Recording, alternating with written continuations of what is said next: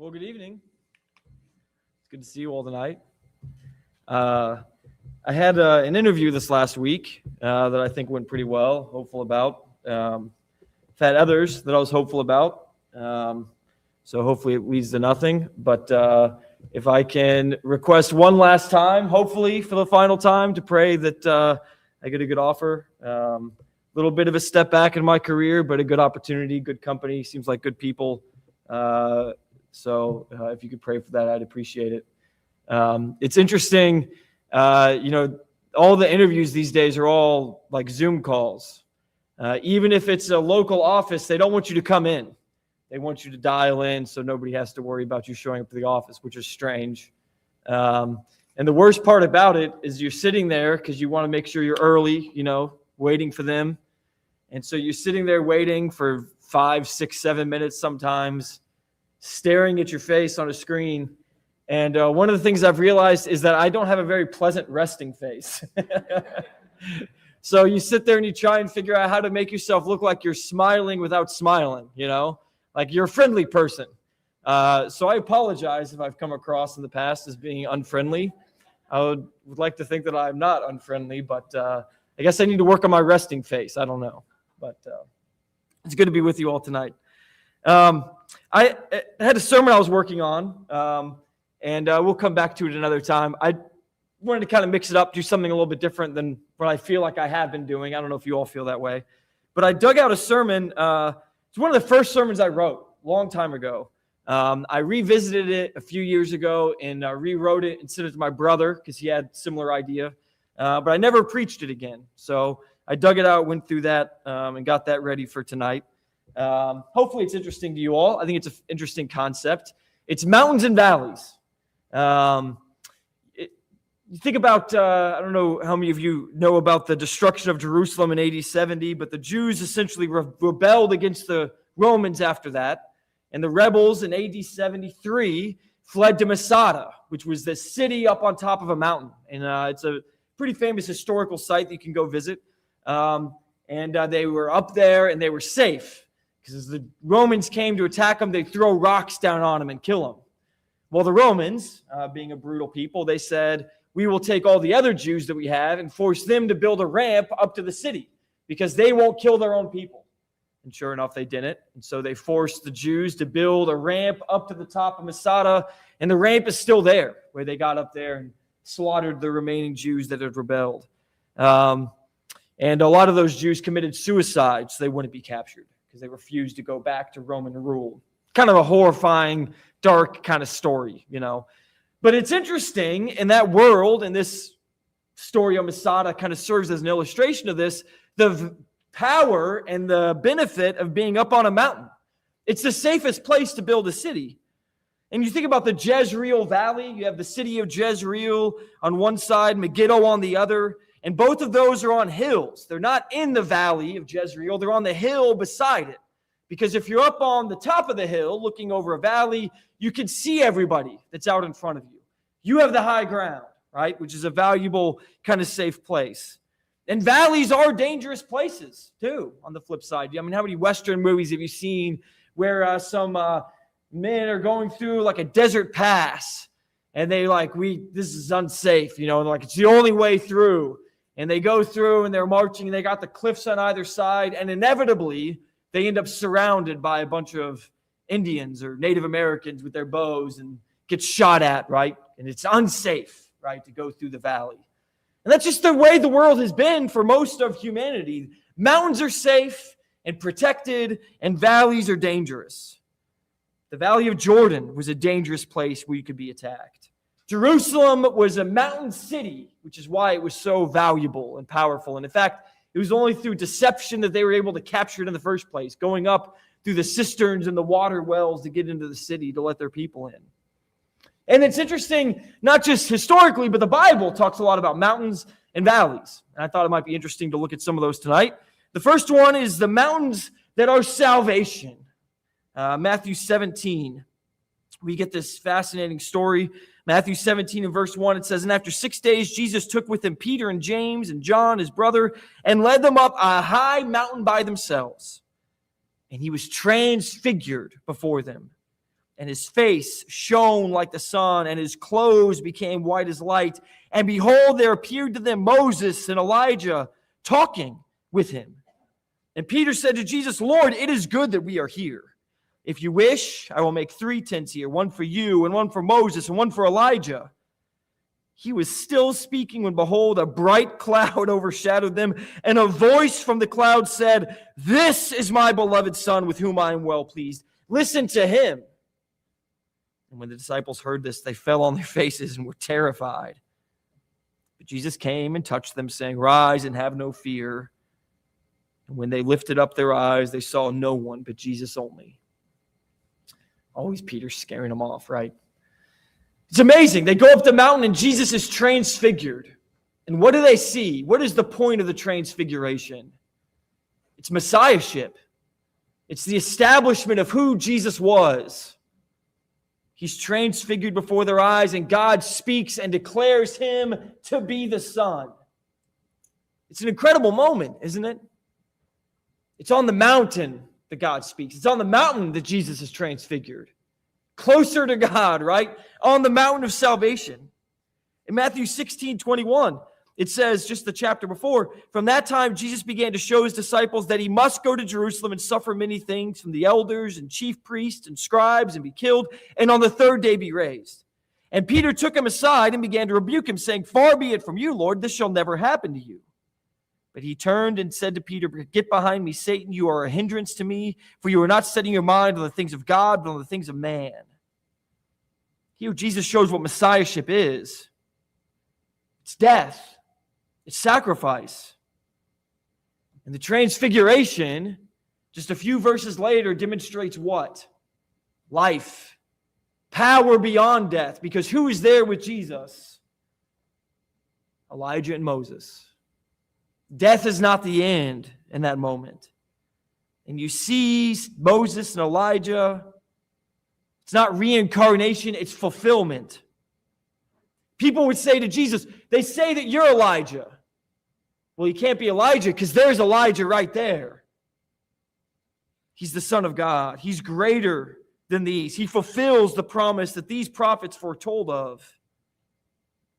And of course, they meet God on the mountain, just like at Sinai, when God spoke from the top of the mountain down to them and gave them the law, gave them the covenant. This is the new Moses, giving a new covenant. Salvation to come. A new answer. A Messiah, Savior of the world. Mountains. Interesting. But it isn't just mountains, right? It's the flip of that. It's valleys. And if mountains are safe and secure in salvation, then valleys are dangerous, deceptive, or judgment even. Joshua 6 and verse 17, we get the story of Achan and the valley of Achor. It says in Joshua 6:17, the city and all that is within it shall be devoted to the Lord for destruction. Only Rahab the prostitute and all who are with her in her house shall live, because she hid the messengers whom we sent. But you keep yourselves from the things devoted for destruction, lest when you have devoted them, you take any of the devoted things and make the camp of Israel a thing for destruction and bring trouble upon it. But all silver and gold, every vessel of bronze and iron are holy to the Lord. They shall go into the treasury of the Lord. This is right before they take over Jericho. And this is the Lord's city, right? This is the first fruit. You give him the first. So everything you capture belongs to God. And if you keep it, you will be liable to judgment. So don't defile yourselves. That was the command. But Joshua chapter 7 and verse 1, it says, the people of Israel broke faith in regard to the devoted things. For Achan, the son of Carmi, son of Zabdi, son of Zerah, of the tribe of Judah, took some of the devoted things. He took them. Wasn't supposed to. And so the anger of the Lord burned against the people of Israel. And so they go and they fight against Ai, and they're defeated. They're routed. And it says, the hearts of the people melted and became as water because they lost. Achan sinned, the Israelites were defeated. So the Lord said to Joshua in verse 10, get up, why have you fallen on your face? Israel has sinned. They've transgressed my covenant I commanded them. They have taken some of the devoted things. They have stolen and lied and put them among their own belongings. Therefore the people of Israel cannot stand before their enemies. They turn their backs before their enemies because they become devoted for destruction. I will be with you no more unless you destroy the devoted things from among you. Get up, consecrate the people, and say, consecrate yourselves for tomorrow, for thus says the Lord God of Israel, there are devoted things in your midst. So that's what they do. And they go through, they have to purge the sin, and they go and they cast lots until they find that it was Achan who did this thing. And the sin is found out. In verse 24, Joshua and all Israel with him took Achan the son of Zerah, and the silver, and the cloak, and the bar of gold, and his sons, and his daughters, and his oxen, and his donkeys, and his sheep, and his tent, and all that he had. And they brought them up to the valley of Achor. And Joshua said, why did you bring trouble on us? The Lord brings trouble to you today. And all Israel stoned him with stones. They burned them with the fire, stoned them with stones, and they raised over him a great heap of stones that remains to this day. Then the Lord turned from his burning anger. Therefore, to this day, the name of that place is called the Valley of Achor. The prophets, hundreds of years later, talk about the Valley of Achor as a desolate place of sin and judgment. This is a kind of hard story. Think about, well, Achan sinned, but all the people suffer. That doesn't seem right. We have those questions. But it's a principle that we see even in the New Testament. We talked about it in our 1 Corinthians class. Who we align ourselves with matters.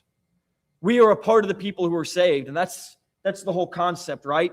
And so they allowed this sin to exist in the camp. They were all punished until they purged the sin.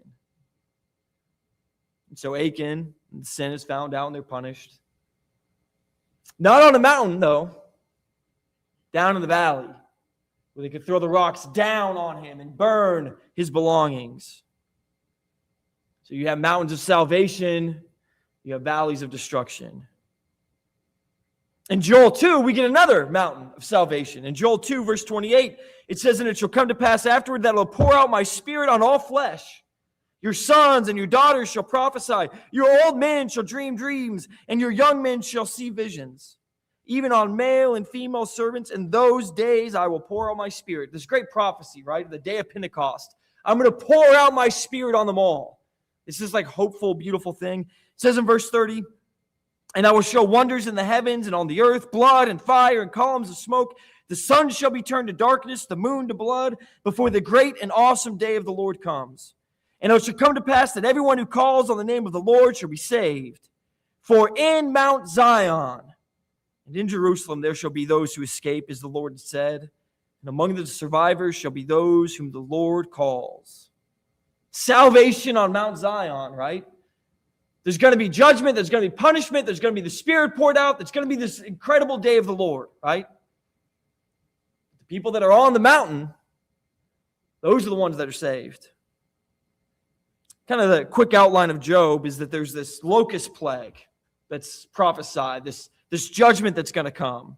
And so he gives a call to repentance in chapter 2. It talks about the restoration of the land, and then it talks about the outpouring of the Spirit, and then chapter 3 is the nations in judgment. But the salvation that occurs is going to be on the mountain. The judgment that occurs, and then the salvation on the mountain. In Obadiah 1:17, it says it this way, but in Mount Zion there shall be those who escape, and it shall be holy, and the house of Jacob shall possess their own possessions. This is in the midst of the discussion about destruction of other nations, right? All these other nations are going to be destroyed, but in Mount Zion you'll be saved. On the mountain is salvation. Revelation 14, in verse 1, it says, then I looked, and behold, on Mount Zion stood the Lamb, and with him 144,000 who had his name and his father's name written on their foreheads. And I heard a voice from heaven like the roar of many waters and like the sound of loud thunder. The voice I heard was like the sound of harpists playing on their harps. And they were singing a new song before the throne and before the four living creatures and before the elders. And no one could learn that song except the 144,000 who had been redeemed from the earth. It is these who have not defiled themselves with women, for they are virgins. It is these who follow the Lamb wherever he goes. These have been redeemed from mankind as first fruits of God and the Lamb, and in their mouth no lie was found, for they are blameless. And where are the 144,000? on Mount Zion, the mountain of salvation, before the throne of God. The Hebrew writer speaks to us in Hebrews 12. He says in verse 18, you have not come to what may be touched, a blazing fire, darkness, gloom, a tempest, sound of a trumpet, voice whose words made the hearers beg that no further messages be spoken to them. They couldn't endure what was given. If even a beast touches the mountain, it shall be stoned. Indeed, so terrifying was the sight that Moses said, I tremble with fear. That's not what we've come to, he says. We haven't gone to that mountain. What mountain have we gone to in verse 22? You've come to Mount Zion, to the city of the living God, the heavenly Jerusalem, to innumerable angels in festal gathering, to the assembly of the firstborn who are enrolled in heaven, to God, the judge of all, and to the spirits of the righteous made perfect, and to Jesus, the mediator of a new covenant, and to the sprinkled blood that speaks a better word than the blood of Abel. Where is salvation? Where are we called to? To Mount Zion. That's where salvation lies. We are called up to the place of security, to the place of peace, to the place of God. Salvation on the mountain. That's what he's called us to. Endure, he says. Remain faithful. Struggle forward. And you are called to this place, to this mountain, to this place of security. But even though Joel 2 talks about mountain as a place of salvation, the judgment, Joel 3, is in a valley. Joel 3, starting in verse 1. For behold, in those days and at that time when I restore the fortunes of Judah and Jerusalem, I will gather all the nations and bring them down to the valley of Jehoshaphat. And I will enter into judgment with them there on behalf of my people and my heritage Israel, because they have scattered them among the nations and have divided up my land and have cast lots for my people and have traded a boy for a prostitute and have sold a girl for wine and have drunk it. What do you to me, O Tyre and Sidon and all the regions of Philistia? Are you paying me back for something? If you're paying me back, I will return your payment on your own head swiftly and speedily. For you have taken my silver and my gold and have carried my rich treasures into your temples. You have sold the people of Judah and Jerusalem to the Greeks in order to remove them far from their own border. Behold, I will stir them up from the place to which you have sold them, and I will return your payment on your own head. I will sell your sons and your daughters in the hand of the people of Judah. And they will sell them to the Sabaeans, to a nation far away, for the Lord has spoken. Well, this is a comforting message in Joel because there's judgment on them, right? The locusts are coming. But it isn't just that God's just punishing Judah. There's also this message of the wicked people that have also done wicked things will also be punished here in chapter 3. Those that will be saved will be called to Mount Zion. But all these other nations, the evil things that they've done, they will pay for those things as well. They're not called up to Mount Zion. They're going to be cast down and punished in the valley of Jehoshaphat. The judgment's going to occur there. It's this idea of bringing down, of humiliating, of toppling, right? You don't bring people up to the high table to eat that you want to punish. You send them down to the low table. We fundamentally understand, I think, within our culture and our society, the upwards mobility versus the downwards mobility of people. We talk in terms of the upper class versus the lower class. It's inherent in the way that we perceive things. Going up is a good thing and going down is a bad thing. Up to heaven, down to Hades. Salvation is up on the mountain, and the humiliation judgment upon these people is in the valley of Jehoshaphat. We also get the valley of Hinnom. Jeremiah 7 talks about verse 31, and they have built the high places of Topheth, which is in the valley of the son of Hinnom, to burn their sons and their daughters in the fire, which I did not command, or did it come to mind into my mind. Therefore, behold, the days are coming, declares the Lord, when it will no longer be called the valley Topheth, or the valley of the son of Hinnom, but the valley of slaughter. For they will bury in Topheth, because there is no room elsewhere. And the dead bodies of this people will be food for the birds of the air and for the beasts of the earth, and none will frighten them away. And I will silence in the cities of Judah and the streets of Jerusalem the voice of mirth and the voice of gladness, the voice of the bridegroom and the voice of the bride, for the land shall become a waste. He says, you have done this unconscionable thing. You've passed your children through the fire as a sacrifice. And you're going to be punished for it. And this valley that you're doing these things in, it's not going to be the valley of the son of Hinnom. It's going to be the valley of slaughter. Because there's going to be punishment that comes upon your wickedness here. And it's always in the valley, right? In Ezekiel 39, we have the valley of Haman Gog. It says in verse 11, on that day I will give to Gog a place for burial in Israel, the valley of the travelers, east of the sea. It will block the travelers, for there Gog and all his multitude will be buried, and it will be called the valley of Haman Gog.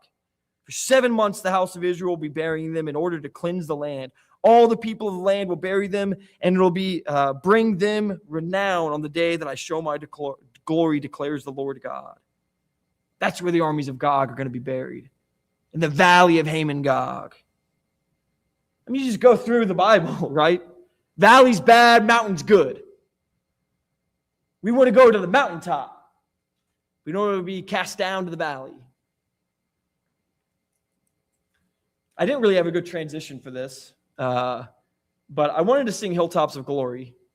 So if you grab your supplements, number 72, I thought we could sing that together mid-sermon.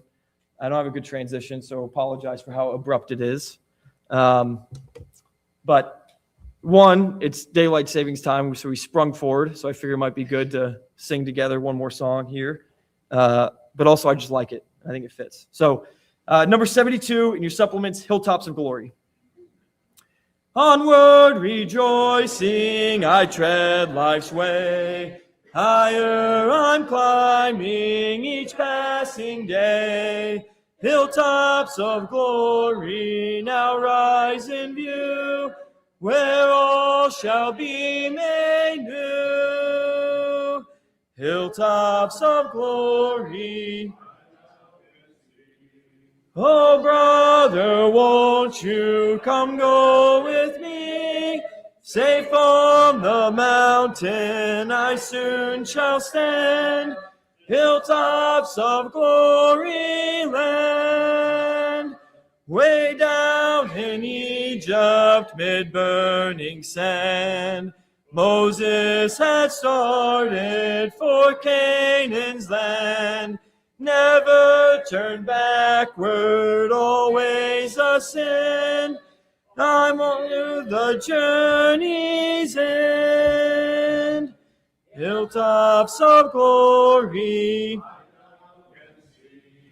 Oh, brother, won't you come go with me? Safe on the mountain I soon shall stand. Hilltops of glory land. Footsteps of Jesus before us lead. We tread life's journey, his warning seed. Evil allurements cannot prevail. I'm on the upward trail. Hilltops of glory. Oh, brother, won't you come go with me? Safe on the mountain I soon shall stand. Hilltops of glory land. Thank you. It's one of these things, I think I mentioned this before.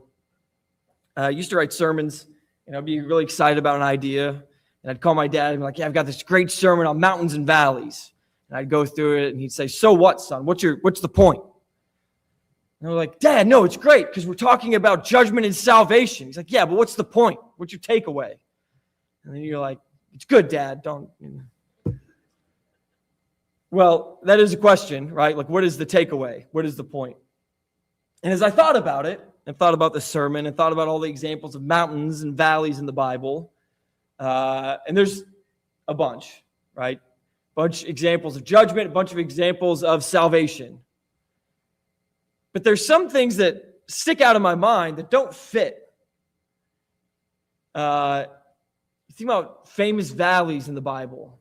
You got the Valley of Achor, the Valley of Jehoshaphat. You got some of these things. But one of the ones that I think of first, when I think of valleys in the Bible, is the Valley of Dry Bones in Ezekiel 37.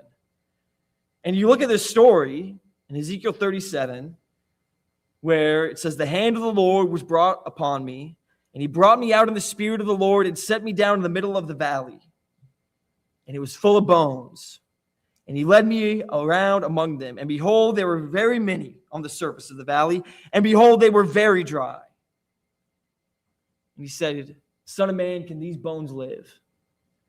And the image here is striking, right? Because this is exactly what we said valleys are. It is a place of defeat and judgment. And here you have in this valley a dead army. Dead bones. Desecrated. Nobody left to bury them. Nobody left to take care of the dead. They were left out in the sun. The birds pecked away the flesh, and the sun bleached them away to where they're dry. No marrow left. Abandoned in this valley of judgment. Nobody cares. Nobody remembers. They're just there rotting away in the sun. And he takes Ezekiel to this valley, and he says, can these bones live? And Ezekiel probably wanted to say, well, no, but he's smarter than that. He says, well, Lord, you know, right?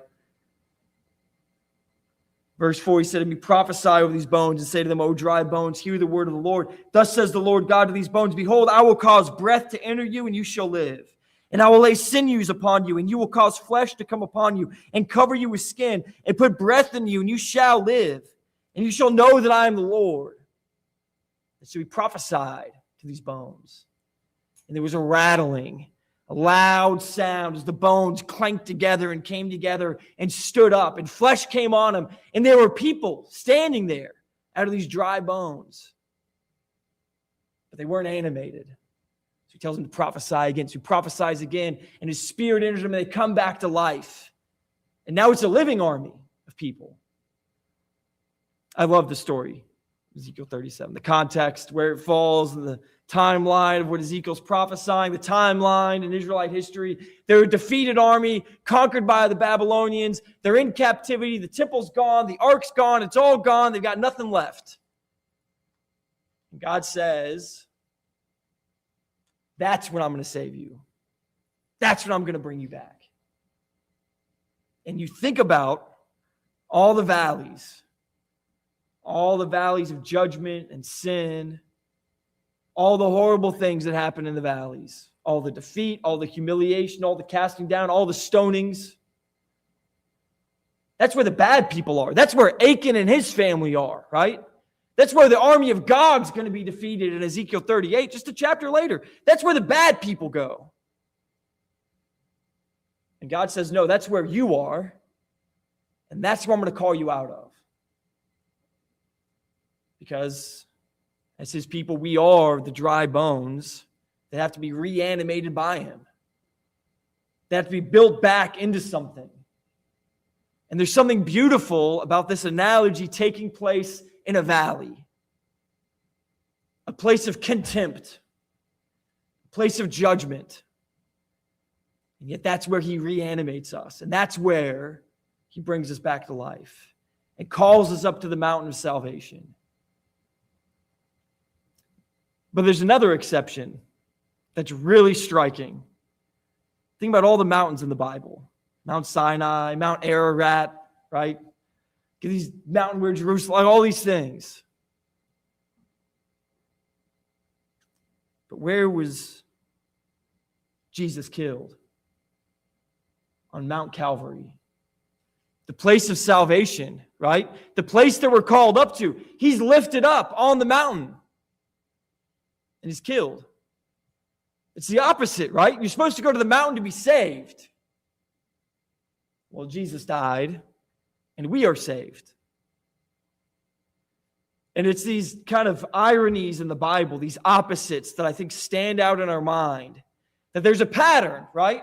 There's this system of you do good things happen. You do bad things happen. There's a law that teaches that. And you go through the whole Bible and you see it, example after example. This is the way things are supposed to be. And yet, constantly, God takes this world as it is and twists it upside down. The good people aren't always the good people, are they? The religious leaders and the Pharisees and the Sadducees, the ones with the wide phylacteries, the rabbis, they were the ones that missed the whole point, the whole thing. It was the sick and the weak and the afflicted, the ones that were born blind, that had nothing, the widows, the outcasts, the disenfranchised, the people with diseases that weren't even allowed in the synagogue. It was those people that Jesus went and saved. And the rabbis would look at them and say, no, who sinned, you or your parents, right? That's the question about the man born blind. Who sinned? It's somebody's fault, Lord. Who do we assign the blame to? And Jesus says, you missed the point completely. And that's the problem with Job's friends, isn't it? They said, well, you sinned because this bad thing happened. And we fall into the same trap. We think, oh, this person's rich because they did something right. Well, maybe not quite that clearly, right? But we still have that innate kind of feeling. That person doesn't have a job because they did something wrong. Is probably more likely the way we think about it. Or that person is suffering so much because they don't have enough faith. They haven't gotten to where they have the right relationship with God. That's why they're being tested. And as much as we try to separate ourselves from that way of thinking, it just creeps in constantly, doesn't it? Because God is just, and so there has to be justice here, and the reason why these things happen. We try to tease through it. But here's the thing about God's justice. God's justice isn't the way that humans think about things, where bad things are always in the valley and good things are always on the mountain. God's justice is flipped, where even the wicked people like Achan, who are stoned and burned in the valley and left to rot, those people are reanimated too. They're called to the mountaintop as well. And the one who's on the mountain, Jesus, the one who's transfigured, the beloved Son, he gives his life on the mountain for all the people in the valley. Swaps places with them. Because that's who God is. And it's this kind of beautiful irony, isn't it?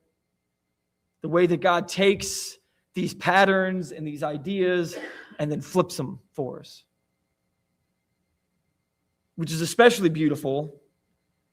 I mean, I feel like I'm somebody in the valley quite often. You know, every time something bad happens, every time you make a mistake, you get this guilt. You recognize your own problems too much. You look in the screen before an interview and think, man, I have a bad resting face, right? It's all bad. It's all guilt all the time. And yet that's the very person that God looks at and says, I'm going to bring you out of the valley. I'm going to lift you up to the hilltops of glory. And you can see them, right? You can see those hilltops. You can see them reaching out just ahead of you. And he's up there right by the throne of God calling us to him. Calling us out of the valley. I mean, the reality is this whole world is a valley, I think. He's calling us out of it. It's a beautiful thing, the way that he takes these ideas and flips them. And so the question isn't necessarily, are you in the mountain or are you in the valley? It's, are you going to respond God's call to be on the mountain, to journey towards the mountain? Because even if you are in the valley, God will reach his spirit down even there and restore your life and give you flesh and give it back to you and bring you out. Which is one of the beautiful things about baptism, isn't it? That the image itself, the command itself has so much deep kind of theology to it.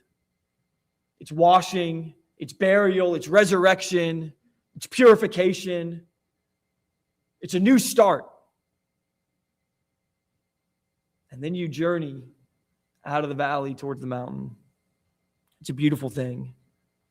And so tonight, wherever you are, you know that God is on the mountain and he's calling us to him because Jesus left the mountain to go down to the valley of the shadow of death to redeem us. And we're called to be with him. Hopefully that's interesting, valuable, encouraging to see the way that God takes these images and these ideas and he sets a pattern and then he shows how he can break the pattern to save us, because that's what he does. And so tonight, if you need him, if you need to be baptized, you need us to pray for you, need encouragement, please let us know as we stand and sing our invitation song.